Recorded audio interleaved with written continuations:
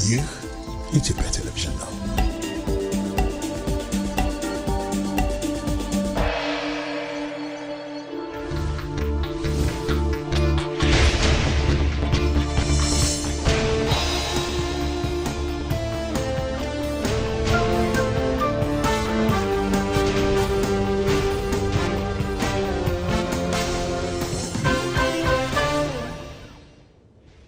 ጤና ይስጥልኝ በድጋሚ እንደምናመሻችሁ የተከበራችሁ ተመልካቾቻችን፣ አንድ ሰዓት ሆኗል። ከኢትዮጵያ ቴሌቪዥን ምዕራፍ 2 የኢቲቪ 57 ዜናዎችን ይዘን ቀርበናል። አበይት ርዕሶቹን አስቀድማለሁ።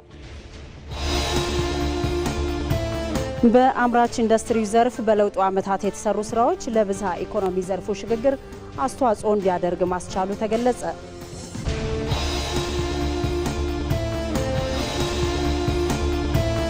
የመደመር መንግስት የዲሞክራሲ ስርዓት ግንባታ ላይ ሰፊ ስራ መስራቱን በሕዝብ ተወካዮች ምክር ቤት የመንግስት ዋና ተጠሪ ሚኒስትር ዶክተር ተስፋዬ ቤልጅጌ ገለጹ።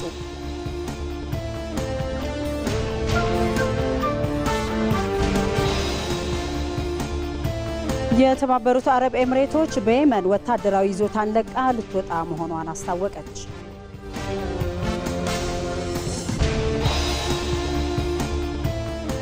ከኢቲቪ 57 ዜናዎች ጋር አልጋነሽ ተካነኝ፣ አብራችሁን ቆዩ። ግብጽ በኢትዮጵያ እኔ ሳልፈቅድ ግድቦችን መገንባት አትችሉም የሚል ነገር አንስቷል። በፊት መልእክተኛ የሚልኩ አካላት ዛሬ ራሳቸው እጃቸውን ሰብስበው ጉዳይ ውስጥ እንዲገቡ ተገደዋል። ኢትዮጵያን ለመረበሽ ነው። ኢትዮጵያን ጫና ውስጥ ለመክተት ነው። ኢትዮጵያ ወንዙን እንዳትጠቀም ወደ ባህሩም እንዳትመጣ ለማድረግ ነው።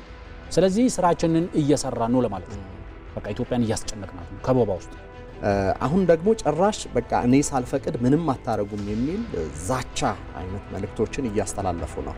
የኢትዮጵያ መንግስት አደሰም ታይም ወደ ሁለቱም ሄደው ይሄ ግብጾችን አስደንግጧቸዋል። ያ ድንጋጤያቸው ውጤት ደግሞ ወደ አስመራም ወደ ጅቡቲ ማምጣታቸዋል ብዬ ነው የማስበው። ግብጽ ጅቡቲ ውስጥ ምን ትሰራለች? በአጠቃላይ ከለመድነው የዲፕሎማሲ አሰራር ትንሽ ወጣ ያሉ ነገሮች ይታዩበታል።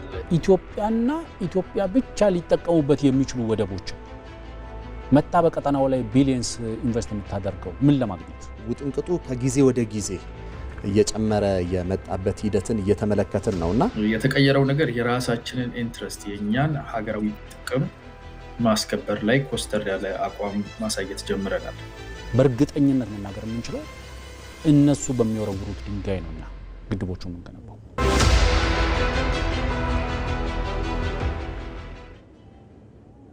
በዝርዝር ዘገባዎች ጀምራለሁ። የኢትዮጵያ ምርት ገበያ በክዋኔ ኦዲት ግኝት የተለዩ በርካታ ችግሮችን መፍታት እንዳለበት የመንግስት ወጪ አስተዳደርና ቁጥጥር ጉዳዮች ቋሚ ኮሚቴ አሳስቧል። ቋሚ ኮሚቴው በኢትዮጵያ ምርት ገበያ የምርት ቅበላ ክምችትና የግብይት ስርዓት አፈጻጸም የክዋኔ ኦዲት ግኝት ላይ ውይይት አካሂዷል። ሞላ ለማየው ዝርዝር አለው። በኢትዮጵያ ምርት ገበያ የምርት ቅበላ ክምችትና የግብይት ስርዓት አፈጻጸም የክዋኔ ኦዲት ሪፖርትን መነሻ በማድረግ በሕዝብ ተወካዮች ምክር ቤት የመንግስት ወጪ አስተዳደርና ቁጥጥር ጉዳዮች ቋሚ ኮሚቴ ውይይት ተካሂዷል። የምርት ቅበላ መቀነስ፣ የመጋዘኖች ጥራት ችግር፣ የንብረት ቆጠራ ለማካሄድ፣ የደንበኞች ቅሬታን አለመፍታትና የሚዛን አገልግሎትና ጥራት ደረጃ አሰጣጥ ቅሬታዎች የመሳሰሉት በርካታ ችግሮች በምርት ገበያው ላይ በችግር ተነስተዋል።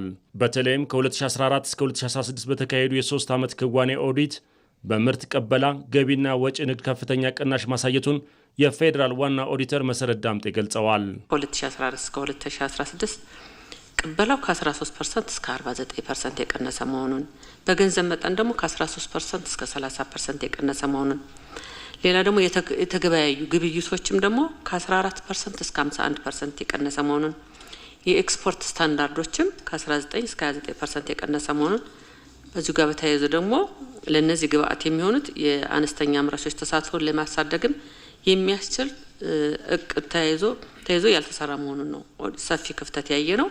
የንግድና ቀጠናዊ ትስስር ሚኒስትር ዴኤታ ዶክተር አብዱል ሐኪም ሙሉ በበኩላቸው ምርት ገበያው የነበረው ብቸኛ የገበያ ድርሻ በሕግ በመሻሻሉ የመጣ ክፍተት መሆኑን ተናግረዋል።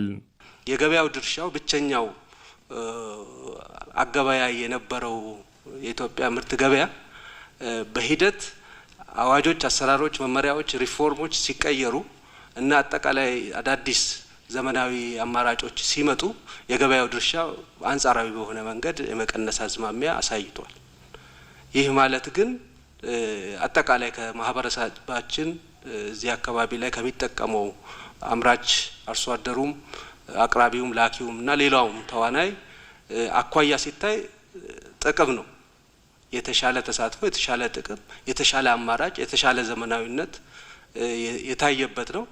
ነገር ግን ደግሞ እንደ ተቋም ሲታይ ከዚህ ካለው ለውጥ አኳያ ተወዳዳሪ የመሆንና አቅምን ከመገንባት አኳያ በቴክኖሎጂም በሰው ኃይልም እንዲሁም አጠቃላይ ተወዳዳሪ ከመሆን አኳያ አሁንም ብዙ ስራዎች እንደሚያስፈልጉ የኦዲት ግኝቱም ትክክል እንደሆነ መውሰድ እና ወደፊትም መስራት ያስፈልጋል። ሌላኛው ምርት ገበያው ከተነሱበት ችግሮች መካከል በሁሉም ግብይት ማዕከላት የሚከናወኑ ግብይቶች በሕጉ መሰረት እየተከናወኑ አለመሆኑ ሲሆን በቋሚ ኮሚቴው ማሻሻያ አዋጁ ባልጸደቀበት ሁኔታ መከናወኑ ተጠያቂነትን የሚያስከትል መሆኑ ተመላክቷል።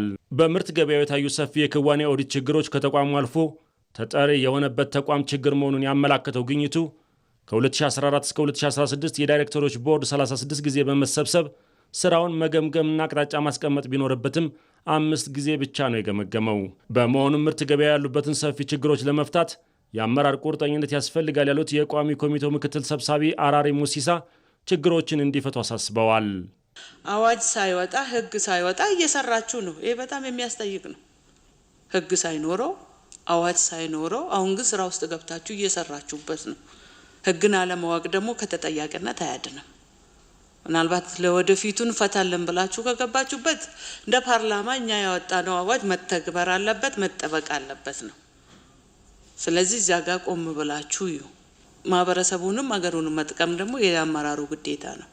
የውስጥ ኦዲት በተሰጠው እያስተካከላችሁትም አይደለም፣ እስካሁንም ኦዲት አልተደረገ። ምናልባት አሁን እያስደረጋችሁትም ከሆነ ይላል ግኝቱ የውስጥ ኦዲት ነው፣ የውጭ አይደለም። በውስጥ ኦዲት የተደረገ ራሱ አልተስተካከለም፣ ቀጥለዋል ይላል እና ይሄን የውስጥ ክፍተታችሁን እያያችሁ ከመራችሁ እርግጠኛ ነኝ ያው የመንግስት አቅጣጫ አንድ ሀገር ነው ያለ ነው። አስፈጻሚውን እንበለው ህግ አውጪውንም የተለያዩ ምናልባት ስልጣንና ተግባራት ካልተሰጠን በስተቀር አላማችን አንድና አንድ ነው። እናንተም ለሀገር እኛም ለሀገር። የኢትዮጵያ ምርት ገበያ በአሁኑ ወቅት በመላ ሀገሪቱ 26 ቅርንጫፎችና 60 በላይ የእህል መጋዘኖች ያሉት ተቋም ነው። የአምራች ኢንዱስትሪ ዘርፍ የኢትዮጵያ የኢኮኖሚ ነጻነት አዋጅ ነው። ባለፉት ጥቂት ዓመታት የኃይል አቅርቦትንና የመሰረተ ልማት ችግሮችን በመፍታት ሀገሪቱ በውጭ ምርቶች ላይ የነበራትን ጥገኝነት መቀነስ ተችሏል። መሐመድ አልቃድር በዚህ ጉዳይ ላይ ዝርዝር ዘገባ አለው። ኢትዮጵያ ትልቅ ሀገር ናት። በሳይዟ፣ በታሪኳ፣ በሀብቷ ልክ ራሷን ጠብቃ ለልጆቿ መሸጋገር መቻሏን ማረጋገጥ ያስፈልጋል።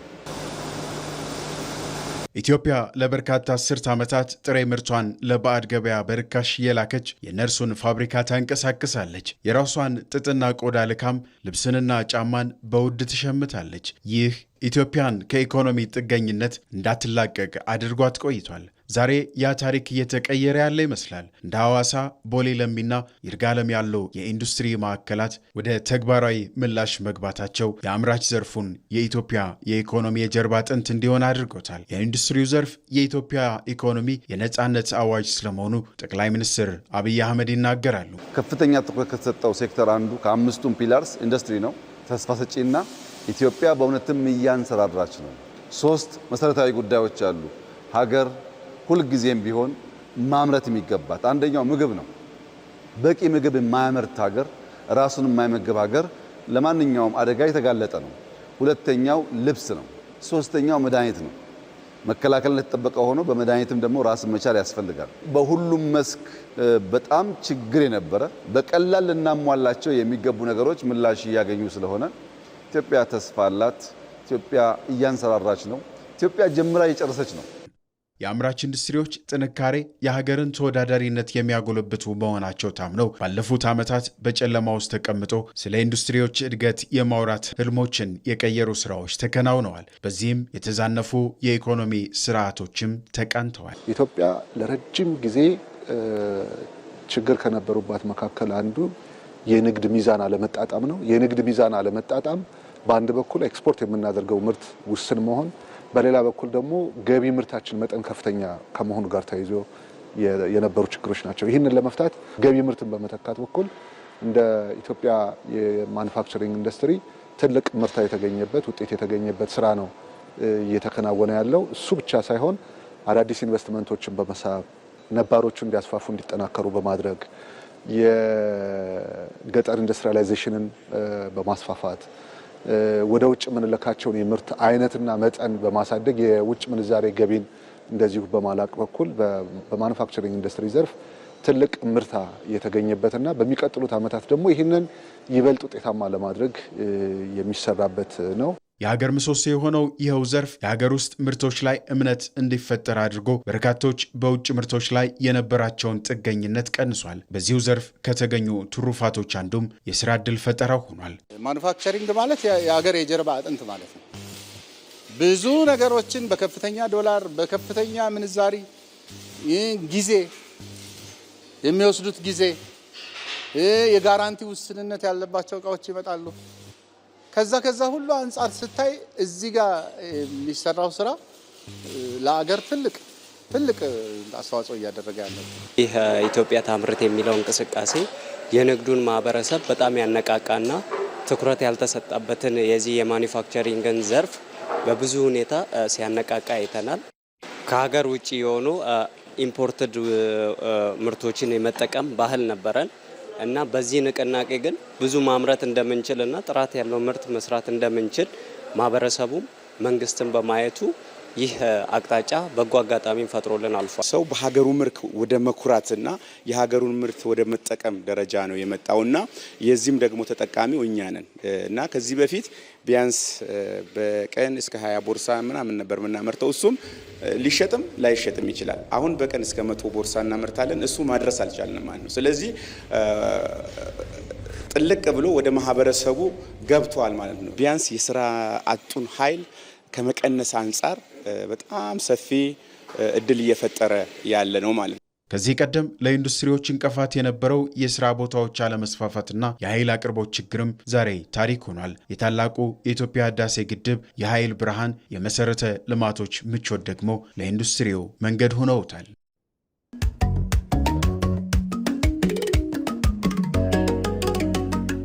አዳዲስ መንገዶች፣ ሆቴሎችና ሌሎች የቱሪዝም አገልግሎቶች ቱሪስቶችን ወደ ኢትዮጵያ ታሪካዊ ስፍራዎችና አስደናቂ የተፈጥሮ መስህቦች በቀላሉ እያደረሱ ይገኛሉ። ቱሪዝም የሥራ ዕድል ከመፍጠር ባሻገር ድንቅ ባህሎቻችን ጎልተው እንዲታዩ የሚያደርግ ሀብት ነው።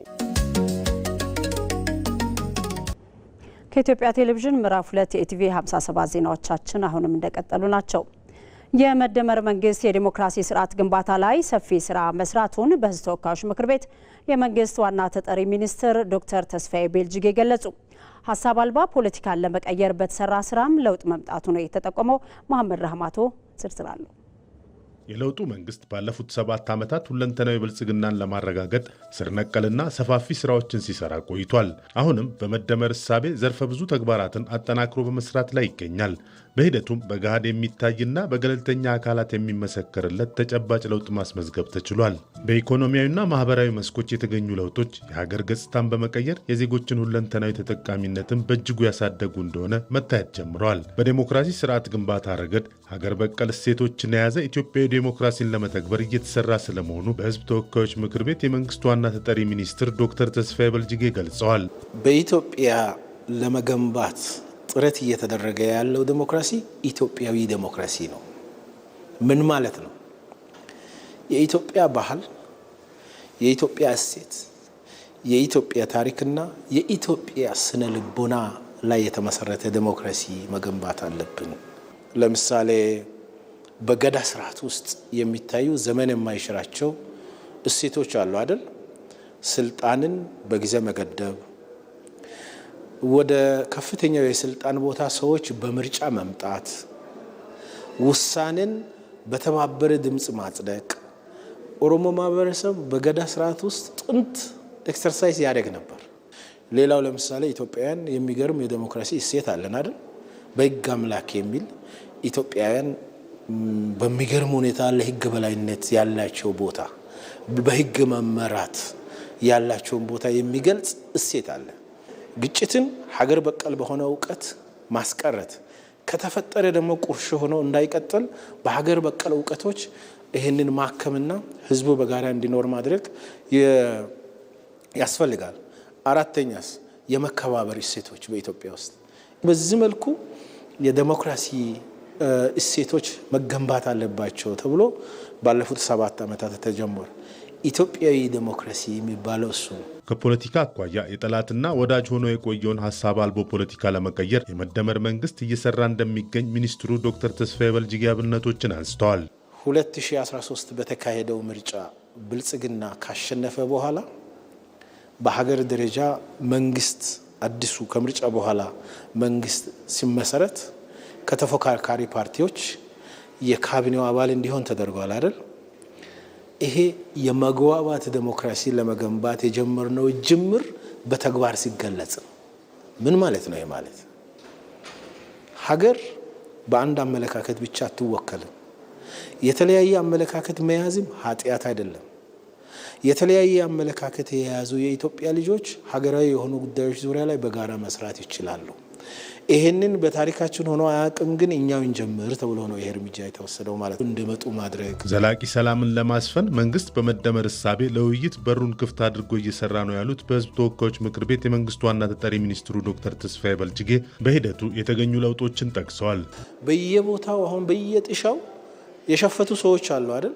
አጀንዳ አለን የሚሉ ስለዚህ ታጥቀው ሸፍተው በየቦታው የሚንቀሳቀሱ አካላት ያለምንም ቅድመ ሁኔታ ኑና ፖለቲካ አጀንዳችሁን አምጡና እንነጋገርበትና በሰላማዊ መንገድ እንፍታ ብሎ መንግስት የሚያነሳው እኮ የፖለቲካ ባህላችን ቀይረን አዲስ ኢትዮጵያዊ መልክ ያለውን ዲሞክራሲ እንገንባ ብሎ የተጀመሩ ስራዎች አካል ናቸው።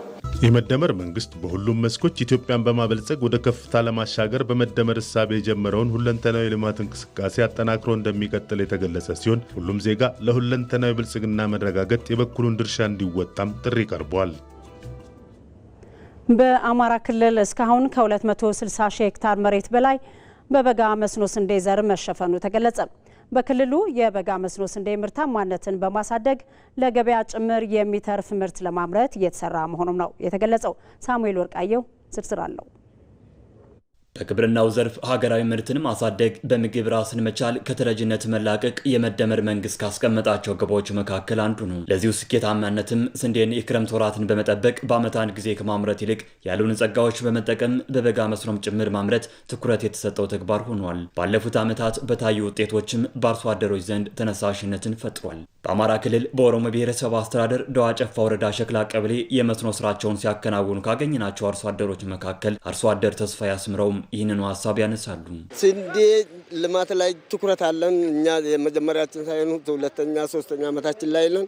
እንደውም ማስፋት ስራ ለመስራት እየሰራን ነው። አሁን ዘንድሮ በስፋት ጨምረናል። ወደፊት ደግሞ እንቀጥላለን እያለ ነው ያለ ነው። ከእርዳታ ራሳችንን ነፃ ለማድረግ በብሔረሰብ አስተዳደሩ ስንዴን በስፋት የማምረት ሀገራዊ ግብን ለማሳካት የአርሶ አደሮች ቴክኖሎጂን የማቅረብ በክላስተር የማምረት ዘዴን የማስፋፋት ስራዎችና ሌሎችም እየተሰሩ ነው የሚሉት ደግሞ የብሔረሰብ አስተዳደሩ ዋና አስተዳዳሪ አህመድ አሊ ናቸው። በመሬቱ ላይ አጠቃላይ ማህበረሰቡ ወይም አርሶ አደሩን የማደራጀት ስራ በሰፊ ነው የሰራ ነው። በአጠቃላይ 12000 ሄክታር እነዞን ለማልማት ታቅዶ በሰፊው የተሰራ ነው ያለው።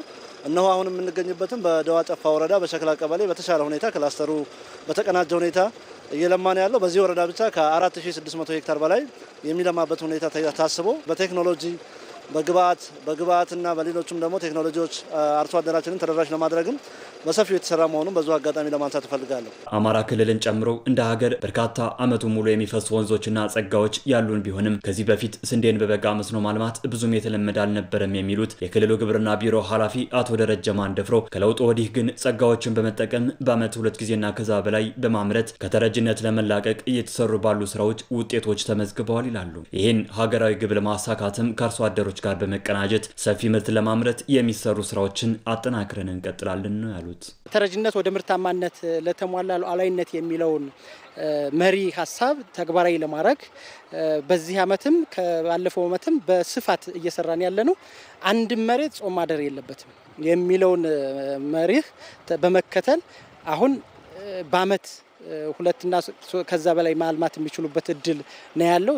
ኢትዮጵያ ክልላችንም ረጂ እንጂ ተረጂ መሆን የለበትም ህዝባችን። ስለዚህ ጉልበቱን አቅሙን ተጠቅሞ ስንዴን ማልማት በስንዴ የተትረፈረፈ ምርት እንዲኖረው ማድረግ ከምግብነት አልፎ ደግሞ ለገበያ እንዲያመርት ለኢንዱስትሪ እንዲያመርት ይህንን አቅም አጠናክረን የምንቀጥለው ነው የሚሆነው። የክልሉ መንግስት ለስንዴ ምርታማነት ልዩ ትኩረት መስጠቱን የሚናገሩት በምክትል ርዕሰ መስተዳድር ማዕረግ የገጠር ልማት ዘርፍ አስተባባሪ ዶክተር ድረስ ሳሉ በዚህ የበጋ ወቅትም ይህ ዘገባ እስከተጠናከረበት ጊዜ ድረስ በክልሉ ከ260 ሺህ በላይ ሄክታር መሬት በስንዴ ዘር መሸፈኑን ተናግረዋል። በአማራ ብሔራዊ ክልላዊ መንግስት የስንዴ ልማት ከተጀመረ በበጋ በጣም እየተለመደ በፍጥነትም እየሰፋ የመጣ ተግባር ነው።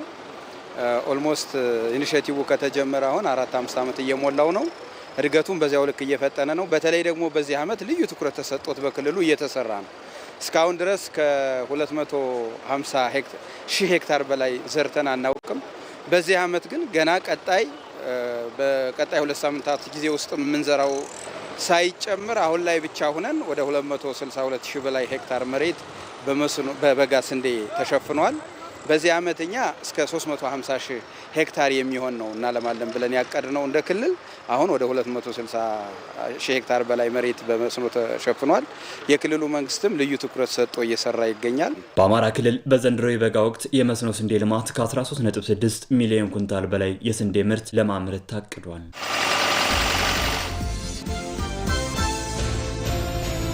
የመደመር መንግስት የፕሮጀክት አፈጻጸምና ቀጥተኛ የኢኮኖሚ ፋይዳው የኢኮኖሚ ተጠቃሚነትና የማህበራዊ ለውጥ ውጥኖች የነገው የአዲስ ቀን የዜና መሰናዶ የአጀንዳ ጉዳያችን ነው። እንደ ሀገር የተጀመሩ ሜጋ ፕሮጀክቶች አይቻልም የሚለውን እሳቤ ከመቀየር ጀምረው በራስ አቅም የመከወን ብቃትን ማሳያ ሆነዋል። የከተሞችን ገጽታ መቀየርና ከኢኮኖሚና ማህበራዊ አገልግሎት ያለፈ ትርጉም ያላቸው ፕሮጀክቶች እንደ ሀገር የተገነባውን ፕሮጀክት የመፈጸም አቅም ማላቅ የቻሉና በዚህ ረገድ የነበረውን ትርክትንም መቀየር የቻሉ ናቸው። ኢቲቪ በነገው የአዲስ ቀን መሰናዶ የፕሮጀክት የመፈጸም አቅም ከስራ ዕድል ማህበራዊ ተጠቃሚነትና የአኗኗር ዘይቤ ለውጥ ከማምጣት አንጻር ከቅርብ ዓመታት ወዲህ ታቅደው የተፈጸሙ ፕሮጀክቶች ከህብረተሰቡ ተጠቃሚነት አኳያ ምን እንድምታ አለው የሚለውን ጉዳይ አጀንዳ አድርጎ እያነሳ ቆይታ ያደርጋል። ከ1 ሰዓት እስከ 3 ሰዓት በሚኖረው ቆይታ እንግዶችን በዚህ ጉዳይ ላይ ጋብዘን ተጨማሪ ዘገባዎችን ይዘን እንጠብቃችኋለን። አዲስ ቀን። ወደ ውጭ ዜና እናልፋለን። የተባበሩት አረብ ኤምሬቶች በየመን ወታደራዊ ይዞታን ለቃ ልትወጣ መሆኗን አስታውቃለች። ይህ እርምጃ የየመን ፕሬዝዳንታዊ ምክር ቤት የተባበሩት አረብ ኤምሬቶች ኃይል ከየመን ግዛት ለቆ እንዲወጣ የ24 ሰዓት የጊዜ ገደብ ከሰጠ በኋላ ነው ይህንን ውሳኔ የወሰደችው። በየመን ደቡባዊ ግዛት ውጥረት እየጨመረ ባለበት ወቅት ስለመሆኑም ነው የተገለጸው። የተባበሩት አረብ ኤምሬቶች መከላከያ ሚኒስቴር በሰጠው መግለጫ በቅርብ ጊዜ በአካባቢው የተከሰቱት ለውጦች ከግምት ውስጥ በማስገባት የመን ውስጥ የቀሩት የጸረ ሽብር ኃይል ደህንነትን በማሰብ እንዲወጡ መወሰናቸውን የገለጸው። የየመን ፕሬዝዳንታዊ አመራር ምክር ቤት ሊቀመንበር ራሻድ አልአሊሚም ከተባበሩት አረብ ኤምሬቶች ጋር የነበራቸውን የመከላከያ ስምምነት ትላንት መሰረዛቸው ተዘግቦ ነበር። ለዚህም የተባበሩት አረብ ኤምሬቶች ጦር ለቀው እንዲወጡ የ24 ሰዓታት የጊዜ ገደብ ተሰጥቷቸዋል። በተጨማሪም ምክር ቤቱ ለ90 ቀናት የሚቆይ የአስቸኳይ ጊዜ አዋጅ በማወጅ በወደቦችና የድንበር ማቋረጫዎች ላይ የ72 ሰዓት የአየርና የየብስ እገዳን ጥሏል። ዘገባው የቲአርቲ ወርልድ ነው።